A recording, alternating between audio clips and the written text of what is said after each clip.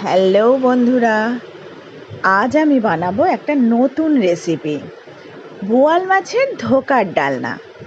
দেখো, আমি কাঁটা চামচ দিয়ে বোয়াল মাছগুলোকে ছাড়িয়ে নিয়েছি।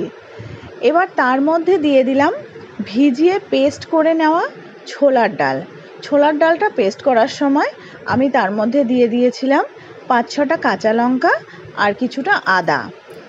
এবার দেখো, তার মধ্যে আমি দিয়ে দিলাম 1 চামচ জোয়ান, স্বাদ মতো নুন, হলুদ আর একটা ডিম।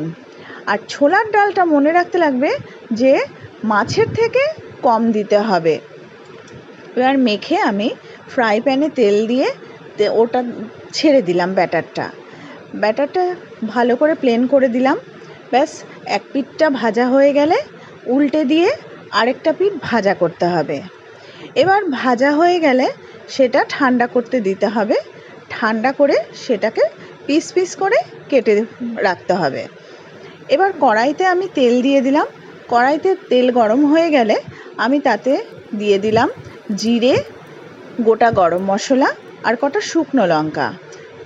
তারপর দিয়ে দিলাম কিছুটা পেঁয়াজ কুচিটা ভাজা করে তার মধ্যে দিয়ে দিলাম টমেটো পিউরিটা দিয়ে ভালো করে নাড়াচাড়া করব।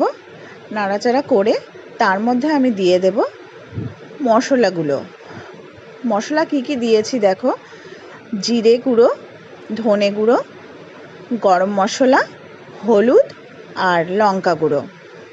এবার মশলাটা একটু কষিয়ে তার মধ্যে দিয়ে দেব আমি আদা বাটা 1 চামচ আর কিছুটা বাদাম বাটাটা দিলে একটু ভালো স্বাদটা হয়, তার জন্য আমি বাদাম বাটাটা দিয়েছি।